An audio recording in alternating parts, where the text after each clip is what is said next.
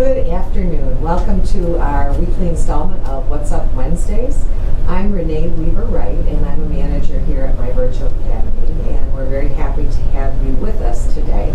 If you have any questions at any time during our presentation, please just be sure to type them in, and we'll address those questions and answer them for you as best we can at any time. So I wanted to start off today by telling you about my desk. This desk is really, really special to me. It's not just any old desk.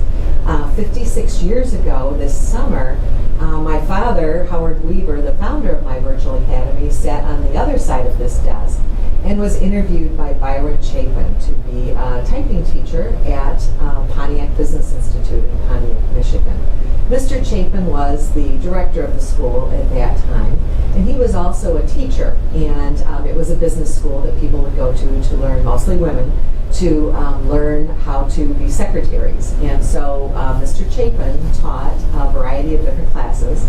He taught handwriting on a big chalkboard to students with a handwriting book. He taught, what was the other? Oh, he taught shorthand. That was another class that he taught. And he also taught how to use a comptometer, which I'm sure no one knows what a comptometer is, but it was a precursor of a calculator. It was not attached to anything electronic, and it was this huge machine that sat on your desk, and you punched in the numbers, and then the numbers would register, and then when you wanted to do another math problem, you had to pull this crank back, and it would erase the work that you had just done. So he taught those three things that I don't think you can find being taught anywhere around today, but he was a very compassionate person.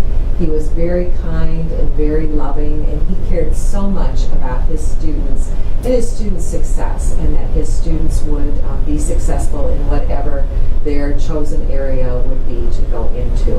And you know, thinking back, it was 56 years ago that my father sat on the other side of his desk and had his first conversation with Mr. Chapin. That's really the mindset that we have taken forward 56 years, fast forward to what we're trying to do today with my Virtual Academy. We're very concerned about our student success. We want our kids to be successful and to get their high school diplomas. So, that being said, I want to introduce you to one of our teachers, Jason Z. And Jason, we're happy to have you here today to talk about my Virtual Academy. You've been with us, you're going into your third year? Third year, this week. This week, yes. Okay, yes. Okay, very good. Can you just tell me a little bit about your role as a teacher in my Virtual Academy? Yes, so I'm a high school teacher, so I teach grades 9 through 12. And what I do as an educator is really try to inspire students in order to have some achievement in their academic lives and their personal lives, if that's something that that it leads to. So on a daily basis, what I'll do is I'll contact the students and parents, or I'll reach out to them, whether it be through our computer program, through email, through text message, and try to make myself available, as much as I can to them, and just kind of see what it is that they're working on a daily basis, what their schedule is for the day, for the week, and how I can help them out. Throughout the company, we also have a curriculum specialist that if they're struggling in something that isn't necessarily my forte, I can, schedule them with a curriculum specialist, and that way they can help them out and just try to encourage them and inspire them to succeed. Okay. You're always on the phone, and I always hear you saying great things to your kids. How is teaching here different than teaching in a traditional school? It's alike in the way that I was saying, where we try to just inspire and get student achievement out of it ultimately. But on a daily basis, what I've found teaching online and virtually is I have a lot more personal relationships, I feel, with students here in the virtual world than I did in the classroom. In the classroom, you get to know the faces a lot faster, of course, but you don't necessarily have the conversations that you'd have with the students about how they're doing in life, in school, in whatever they're, if they're working, in their jobs and things like that.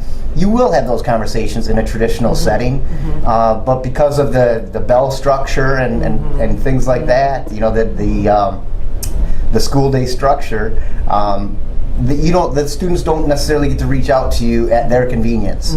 So that's one of the ways that the online, the virtual learning is, the flexibility helps in building those relationships. So you feel like you know your students a lot better than you did when you were in a traditional setting. Definitely. Oh, okay, and you're more in tune with their lives and their struggles, their challenges, and that sort of thing.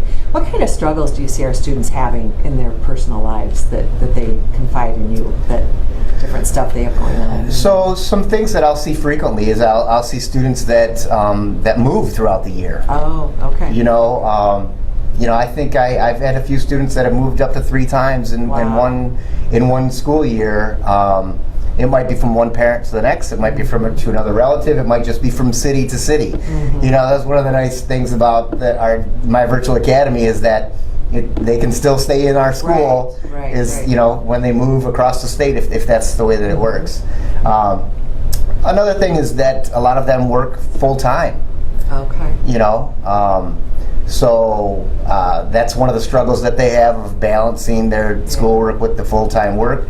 Some of them have a child, multiple children sometimes, but they definitely see that the ultimate goal is to get this education, so that way they can move on to a better job, move on to trade school, college, whatever it might be. So they have a pretty full plate. In addition to their coursework, their classes, but you see them succeeding. Oh, yes. And being successful. What would you say are some of your favorite success stories? So I think this spring I had 2 that come to mind. One is I had a student that in the second semester they realized that they were quite a bit behind, and they saw a lot of their friends or acquaintances and family members that they were either finished with school or they were about to finish school, and they didn't want to miss that boat. They wanted to get done with the rest of their crew, and so they worked double time in order to work and finish probably twice as many classes than they might have been able to do in a traditional setting at that point. Okay. I have another student that she took care of her brother on a daily basis. That was also working in an online program, and he's a few years younger, and so she really kind of watched over him to make sure that he was getting his work done. But sometimes it was leaving her work behind. And so what she kind of realized with about a month left in school was like, I've got to really pick it up myself. And so I talked to her on pretty much a daily basis, and she worked through each unit of each course that she was working in, and we would contact each other multiple times a day in order for her to get through some of these courses. Right. And so to see her succeed after a whole year of struggling, it was pretty fulfilling. Yeah. Oh, that's awesome. That's awesome. So many of our kids are just dealing with so much that even as an adult, if we were trying to deal with all those different things, it would just be so overwhelming and difficult. And our kids are so lucky to have someone like you that cares so much and there to celebrate their successes with them. And one thing that I need to share with you about Jason is he's our bell ringer. And what we do is when we have a graduate, we ring the bell. And we never see our kids, so it's really hard to celebrate their successes. We tell each other the successes and the things that we do, but the bell is really an outward symbol of that success of having a student graduate. And you are our key bell ringer. It's a lot of fun. It's a lot of fun. We enjoy that and are thankful for your presence on our staff to help our kids succeed, as well as the other special things you do to make work fun every day and make things fun for your students too. So we are really happy again to have you joining in with us to talk about My Virtual Academy. And if we would love to have you as a student, we would love to have you as one of Jason's success stories for next year. And you need to go to our website, My Virtual Academy. There's links below our presentation today. So if you want to go to that link and fill out an application and start the process from there. We're getting close to the start of school, so we would really love to have you join us, and we would really like to help you or someone you care about succeed in getting their high school diploma. So, because I know we all have folks in our lives that need someone to pick them up, give them an extra boost, tell them they can do this, like our teachers do every day with our students.